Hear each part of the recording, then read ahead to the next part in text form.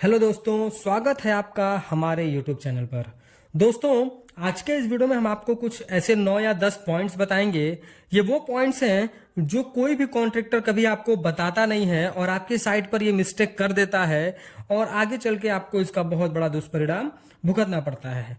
यानी कि आज के इस वीडियो में हम आपको वो कुछ 9-10 पॉइंट्स बताएंगे जो जब भी आप इसके बारे में कॉन्ट्रैक्टर से बात करेंगे तो वो कोई आपको ऐसा एग्जाम्पल दे करके उन बातों को टाल देता है, नहीं करता है, क्योंकि इन सारे काम में उसके जो है लेबर कॉस्ट ज्यादा लगते हैं और बाद में जो है क्या होता है कि आपका घर जो है कमजोर हो जाता है। तो जो भी कॉन्ट्रैक्टर है वो आपको मूर्ख बनाते हैं क्योंकि आपको काम का नॉलेज नहीं होता है। तो आज के इस वीडियो में वो 9-10 पॉइंट्स हम आपको डीपली बताएंगे और समझाएंगे कि क्यों जरूरी है और क्या उसकी इंपॉर्टेंस है आपके जो कंस्ट्रक्शन हो रहे हैं उसमें। तो दोस्तों, वीडियो के एंड तक जरूर बने रहिएगा। अगर आप वीडियो को एंड तक देखते हैं तो आप बहुत अच्छे से जान पाएंगे कि वो कौन से ऐसे पॉइंट्स है कंस्ट्रक्शन में जो कि ठेकेदार आपको मूर्ख बनाता है और वो काम नहीं करता है आपके साइट पर, जिसकी वजह से आपके साइट में बड़े बड़े प्रॉब्लम्स देखने को मिलते हैं। तो दोस्तों, सबसे पहले हम स्टार्ट करेंगे बिल्कुल फाउंडेशन लेवल से। तो सबसे पहला मिस्टेक जो फाउंडेशन में कोई भी ठेकेदार करता है, ज्यादातर लोग करते हैं, जैसा कि आप इस वीडियो में देख सकते हैं कि यहाँ पर जो एक्सकावेशन हुआ है, जो गड्ढा हुआ है, वो गड्ढा जो है प्रॉपर शेप में नहीं हुआ है। और कहीं पर अगर मान लीजिए आपने गड्ढे को डिसाइड किया है 4 फीट बाई 4 फीट का, तो कॉन्ट्रैक्टर जो है कहीं पर 4 फीट बाई 4 फीट करता है और कहीं कम करता है ताकि उसको ज्यादा गड्ढा न करना पड़े और उसी पर आपका जो है फाउंडेशन कर देता है। तो आपको ऐसा नहीं करना है। जो भी आपके डिजाइन में बताया गया है कि इतना गड्ढा आपको खोदना है, उसी तरीके से आपको गड्ढा अपना एक्सकावेशन कराना है, जितना भी आपको डीप आपका इंजीनियर या फिर आर्किटेक्ट सजेस्ट करता है। दूसरा कि सबसे बड़ा मिस्टेक ये है फाउंडेशन में कि आप देख सकते हैं वीडियो में आपको दिखाया जा रहा है कि फाउंडेशन के नीचे जो है रेड ब्रिक बालास्ट का यूज किया जा रहा है। यानी जो हमारे लाल ईंटें आती हैं उन्हीं को तोड़ करके नीचे फाउंडेशन में बिछा दिया गया है और उसके ऊपर जो है कंक्रीटिंग कर दी जाएगी। ऐसा आपको नहीं करना है। कोई भी फुटिंग करने के लिए 2 शर्त है। पहला शर्त यह है नीचे का कि जो भी हमारा सरफेस है वो लेवल में होना चाहिए, और दूसरा कि जो भी हम कंक्रीटिंग कर रहे हैं वो मिट्टी से टच नहीं होनी चाहिए, वो एक सरफेस के ऊपर होनी चाहिए। अब देखिए कि अगर आप क्या करते हैं, ब्रिक बालास्ट यूज करते हैं, तो ब्रिक बालास्ट आपका क्या है कि जब भी आप कंक्रीटिंग करेंगे ब्रिक बालास्ट के ऊपर, तो आपने ये जो ईंट बिछाई है ये बिल्कुल सूखी हुई ईंट होती है। इसकी प्रॉपर्टीज है ये 12 से 15% तक पानी को एब्जॉर्ब करता है। तो जब आप कंक्रीटिंग करेंगे तो आपके कंक्रीट का मॉइस्चर तो सारा ब्रिक ले लेगा, तो आपका फाउंडेशन कमजोर हो जाएगा क्योंकि उसको पूरा टाइम नहीं मिलता है सेट होने के लिए। तो इसलिए कहा जाता है कि आपको ब्रिक बालास्ट यूज नहीं करना है। और भी बहुत सारे स्पेसिफिक रीजन होते हैं, लेकिन एक बड़ा रीजन है जो मैंने आपको बताया है। तो इसका सही तरीका यह है कि आपको प्रॉपर तरीके से पीसीसी करना है। पीसीसी कर देंगे आप तो 1:4:8 रेशियो का आप पीसीसी कर देंगे। 2 फायदे हैं। पहला तो जो आपका पहला शर्त है कि आपका ग्राउंड जो लेवल है वो बिल्कुल सरफेस क्लीन होना चाहिए, वो हो जाएगा, सरफेस लेवल रहेगा। और दूसरा कि ये जो है आपके मॉइस्चर कंटेंट को एब्जॉर्ब नहीं करेगा। तो एक जो है सॉलिड सरफेस बनाने के लिए पीसीसी बहुत अच्छी चीज है। तो 1:4:8 रेशियो का आप 4 से 6 इंच तक पीसीसी कर सकते हैं। तीसरा दोस्तों कि जो भी आप जो फाउंडेशन मेस बिठाते हैं, उस फाउंडेशन मेस में होता यह है कि आप देख सकते हैं कि फाउंडेशन मेस के नीचे यहाँ पर मिस्त्री ने क्या यूज किया है, कवर ब्लॉक की जगह बड़े बड़े ईंट या फिर पत्थर यूज किए हैं। तो आपको ये यूज नहीं करना है। फाउंडेशन के नीचे, जो फाउंडेशन मेस के नीचे, आपको प्रॉपर कवर ब्लॉक ही यूज करना है। कवर ब्लॉक आप 50 mm और 75 mm का यूज कर सकते हैं और अच्छी तरीके से कवर ब्लॉक ही यूज करें। आप जो है ब्रिक के टुकड़े ना यूज करें, क्योंकि ब्रिक का स्ट्रेंथ कुछ और है, कंक्रीट का स्ट्रेंथ कुछ और है। तो आपको कंक्रीट से ही बना होता है जो आपका ये कवर ब्लॉक होता है, तो आप कवर ब्लॉक ही यूज करें। 50 mm या 75 mm दोनों आप अपने फुटिंग में यूज कर सकते हैं। चौथा दोस्तों ये है कि कॉलम में जो है कवर ब्लॉक नहीं लगाते हैं। जैसे कि मान लीजिए आपने फुटिंग कर दिया, फुटिंग करने के बाद आप कॉलम की कास्टिंग करेंगे, तो कॉलम में भी जो है वो मिस्त्री कवर ब्लॉक नहीं लगाते हैं, जिसकी वजह से होता यह है कि जो आपके रेनफोर्समेंट का लोकेशन होना चाहिए, रेनफोर्समेंट का लोकेशन इन द सेंस कि अगर मान लीजिए आप 9 इंच बाय 9 इंच का अगर आप कॉलम की ढलाई कर रहे हैं तो 7 इंच बाय 7 इंच में आप क्या है अच्छी तरीके से अपने सरिये को बांधते हैं और 2 इंच दोनों तरफ जो है कवर देते हैं, यानी कंक्रीट बाहर की तरफ भी एक लेयर में रहे। लेकिन अगर आप अच्छी तरीके से कवर ब्लॉक नहीं देंगे तो कंक्रीट अच्छी तरीके से बाहर के लेवल में नहीं रहता है। कंक्रीट जो हमारा स्टील है वो इधर उधर भागने लगता है। आप कितने भी अच्छी तरीके से आप स्टील बांध लेंगे वो अपनी जगह से डिसलोकेट हो ही जाता है। तो इसलिए आपको अच्छी तरीके से कॉलम में भी कवर ब्लॉक यूज करना चाहिए। आप 20 से 25 mm का भी कवर ब्लॉक यूज कर सकते हैं, उसमें आपको कोई प्रॉब्लम नहीं आएगी। पांचवा दोस्तों ये है कि जब भी कॉलम की कास्टिंग होती है तो वाइब्रेटर नहीं यूज करते हैं। वो क्या करेंगे, एक लकड़ी ले लेंगे या फिर कोई स्टील का टुकड़ा ही ले लेंगे और उसी से जो है कंक्रीट की कुटाई कर देते हैं। तो ये तरीका बिल्कुल गलत है, आपको ऐसे नहीं करना है।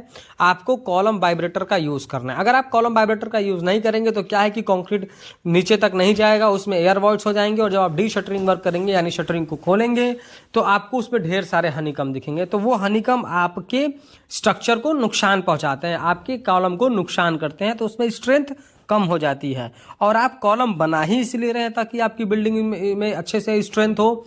तो ऐसा क्या है कि वाइब्रेटर लाने में डेली का 600-700 रुपए लग जाता है और सारे कॉन्ट्रैक्टर के पास वाइब्रेटर होता नहीं है, तो वो अपने 600-700 रुपए बचाने के लिए आपके कॉलम के स्ट्रेंथ के साथ खेल जाता है, क्योंकि आपको जो है आइडिया नहीं है काम का और आप समझ नहीं पाते हैं कि इससे आपका क्या नुकसान होगा। और अगर आप हनीकॉम्ब देख करके मिस्त्री को बोलते हैं तो मिस्त्री आपको सजेस्ट करेगा कोई बात नहीं, हम मोटार जो है लगा देंगे, उस पर मोटार मसाला बना करके उस पर पेस्ट कर देंगे, तो वो सिर्फ आपके जो हनीकॉम्ब है उनको ढकता है, उसमें कोई स्ट्रेंथ नहीं ऐड कर पाता है। तो वो जो है गलत तरीका है, आपको अच्छी तरीके से वाइब्रेटर यूज करना है। अगला ये है कि क्यूरिंग। जब कॉलम की ढलाई हो जाती है, डिशटरिंग वर्क हो गया, तो कॉलम की क्यूरिंग किस तरीके से करता है वो कि पाइप से पानी को एक बार थ्रो कर देता है और पानी से भिगा देता है। ये तरीका एकदम गलत है, क्योंकि आपको अच्छे से मॉइस्चर अंदर तक पहुंचाना है, सिर्फ ऊपरी सतह को गीला नहीं करना है। उसका सही तरीका यह है कि आपको जो जूट के बैग्स आते हैं, बोरे आते हैं, उन बैग को लेकर के कॉलम को अच्छी तरीके से राउंडेड से कवर कर देना है, क्योंकि जूट के बोरे की प्रॉपर्टीज ये है कि वो नमी को लॉक करता है, टेम्परेचर को नॉर्मल रखता है, उसमें नमी बरकरार होती है। इसीलिए जो है जूट के बोरे को उस पर लपेटने के लिए, उस पर लगाने के लिए ही आपको सजेस्ट किया जाता है। तो कॉलम क्यूरिंग क्या करेंगे आप कि जूट के बैग को अच्छे से कवर करेंगे कॉलम को और उस पर क्यूरिंग करेंगे, तो जो जूट का बैग है वो नमी को लॉक रखता है, जिससे आपकी कॉलम को धीरे धीरे मॉइस्चर मिलता रहेगा। अब बात करते हैं दोस्तों ब्रिक वर्क के बारे में। तो ज्यादा से ज्यादा आपको कॉन्ट्रैक्टर आपको यही सजेस्ट करते हैं कि सर आप तो बीम कॉलम पे घर बनवा रहे हैं, आप तो जो है 4 इंच की दीवार, 4.5 इंच की दीवार आप चारों तरफ कर लें। आपको ऐसा बिल्कुल नहीं करना है। वो क्यों आपको सजेस्ट करता है, क्योंकि उसको 9 इंच के ब्रिक करने में वो कम ईंटों की खपत ज्यादा होगी, लेकिन वो काम काफी हाइट तक नहीं कर पाएगा, इसलिए वो 4 इंच सजेस्ट करता है। और आपको इसका एग्जाम्पल लेगा कि आपके ईंट कम लगेगी, आपके मोटार कम लगेंगे, आप अच्छी तरीके से आपका काम भी हो जाएगा। लेकिन नहीं, 4 इंच हर जगह नहीं देना है, 4.5 इंच हर जगह नहीं देना है। आपको आउटर जो भी आपके वॉल्स हैं वो सारे वॉल्स 9 इंचेस के आपको देने हैं, और जो भी आपके इनर वॉल हैं यानी अंदर के जो भी पार्टीशंस वॉल है वो आप 4.5 इंच दे सकते हैं। आउटर देने का बहुत सारा रीजन है। एक तो सबसे बड़ा रीजन सिक्योरिटी पर्पस, दूसरा बाहर के बारिश के पानी आएगा, 4.5 इंच का वॉल होता है तो वह जल्दी से भीगने लगता है और पानी को दूसरी तरफ भी सीलन के तौर पर ट्रांसफर करता है। 9 इंचेस का होता है, थिकनेस बड़ी होती है तो वो काफी टाइम तक जो है सीलन को बाहर की तरफ रोक के रखता है। तो आप 9 इंचेस ही आउटर साइड में करें और इनर साइड में आप 4.5 इंच कर सकते हैं। 8वां दोस्तों ये है कि लिंटल बीम। जैसे मान लीजिए कि जब भी आप डोर विंडो के साइड की हाइट तक अगर आपने ब्रिक वर्क कर लिया तो उसके बाद क्या करता है आपका मिस्त्री कि आपको सजेस्ट करेगा कि इसी के ऊपर जो है ब्रिक वर्क कर देते हैं। ऐसा आपको नहीं करना है, क्यों आपको अच्छी तरीके से उसके ऊपर लिंटल बीम देना है। लिंटल बीम क्या होता है कि उसमें आप 4 सरिया यूज करते हैं और उसमें 5 इंच तक उसकी ढलाई कर देते हैं। उसका फायदा यह है कि डोर विंडो के ऊपर जो भी आप ब्रिक वर्क करते हैं वो ब्रिक का सारा डेड लोड जो है वो लिंटल बीम कैरी कर लेता है। अगर आप लिंटल बीम नहीं देंगे तो जो आपको इमेज में दिखाया जा रहा है कुछ इस तरीके से आपके घर में क्रैक्स देखने को मिलेंगे, जो ऊपर की तरफ भी हो सकते हैं और नीचे की तरफ भी हो सकते हैं। तो इसलिए आपको कहा जा रहा है कि आप लिंटल बीम प्रोवाइड करेंगे एनी हाउ। इसमें आपका जो ठेकेदार होगा वो आपको बहुत सारे एग्जाम्पल सेट करके देगा कि क्यों वो एग्जाम्पल इसलिए देता है क्योंकि उसको शटरिंग करनी पड़ेगी, उसको कंक्रीटिंग करनी पड़ेगी, तो उसका जो है लेबर कॉस्ट बढ़ जाएगा। लेकिन आप जब अपने घर का काम दे तभी पहले ही इन सारी बातों पर डिस्कस करने, और आप डिस्कस कैसे करेंगे, जब आपको नॉलेज होगा। इसीलिए आपको अवेयर किया जा रहा है इन सारी चीज़ों से कि आपको जो घर बनवा रहे हैं उसमें जो आपका कॉन्ट्रैक्टर है वो आपको कभी मूर्ख ना बना पाए। अगला दोस्तों हमारा 9 नंबर है स्लैब में कवर ब्लॉक। जो भी हमारे स्लैब ढलते हैं तो स्लैब के नीचे कवर ब्लॉक लगाना बहुत इंपॉर्टेंट है। बहुत साइडों पर ऐसा देखा गया है कि लोग जो एग्रीगेट हम स्लैब की ढलाई में यूज करेंगे उसी एग्रीगेट के टुकड़े को लोग जगह जगह पर स्लैब सरिये के नीचे रख देते हैं। ये बहुत ही गलत तरीका है, इस तरीके से आपको नहीं रखना है। स्लैब के नीचे कम से कम आपको 20 से 25 mm का cover block any how use करना है। कवर ब्लॉक अगर आप नहीं लगाएंगे तो जो आप इमेज में देख रहे हैं इस तरीके से आपको झेलना पड़ेगा। ऐसा क्यों होता है कि आपकी जो स्टील है वो नीचे बिल्कुल ना रहे, नीचे उसकी कम से कम 20-25 mm 30 mm जो है कंक्रीटिंग हो। नहीं तो क्या होगा कि जब अगर नीचे बिल्कुल सरिया आपका रहेगा, कंक्रीट बहुत कम होगा, सिर्फ स्लरी रहेगी, धीरे धीरे आपका जो सरिया है वो हवा के टच में आता है, वो जो है क्या बोलते हैं कि नमी मिलती है उसको धीरे धीरे, तो इसकी वजह से वेदर कंडीशन की वजह से भी उसमें धीरे धीरे जंग लगता है और 2-4-5 साल में जो है वो जो नीचे के हिस्से में हल्की फुल्की कंक्रीटिंग रहती है वो गिर जाती है क्योंकि आपका सरिया पूरा जंग लग चुका होता है। तो इस सारी चीज़ों से आपको बचने के लिए आपको cover block any how use करना चाहिए। अगला है दोस्तों कि जब भी हम स्लैब की ढलाई करते हैं तो सेम वही प्रॉब्लम है कि आपका जो ठेकेदार है अगर उसके पास वाइब्रेटर नहीं होगा तो वो वाइब्रेटर यूज नहीं करेगा क्योंकि डेली का उसको 1000 रुपये, 500 रुपये, 600 रुपये लोकेशन के हिसाब से उसके चार्जेस होते हैं। तो वो चार्जेस के बचाने के चक्कर में बोलता है कि हम रॉड से अच्छे से कर देंगे, वाइब्रेटर को वाइब्रेटर की जरूरत नहीं है, वो ऐसे ही हो जाएगा। तो आपको उसकी बातों में बिल्कुल भी नहीं आना है। आपको अच्छी तरीके से वाइब्रेटर यूज करवाना है। स्लैब में भी स्लैब वाइब्रेटर अलग होते हैं, कॉलम वाइब्रेटर अलग होते हैं। वाइब्रेटर लाना बहुत ही इंपॉर्टेंट है, आपको वाइब्रेटर एनी हाउ लेके आना चाहिए। अगला और सबसे बड़ा मिस्टेक, जब भी कंस्ट्रक्शन किया जाता है, स्लैब की कास्टिंग होती है तो स्लैब में पानी का स्लोप, पानी को रेन वाटर जो भी हमारा है उसको आराम से निकल जाए इसके लिए हम स्लैब में स्लोप दे देते हैं।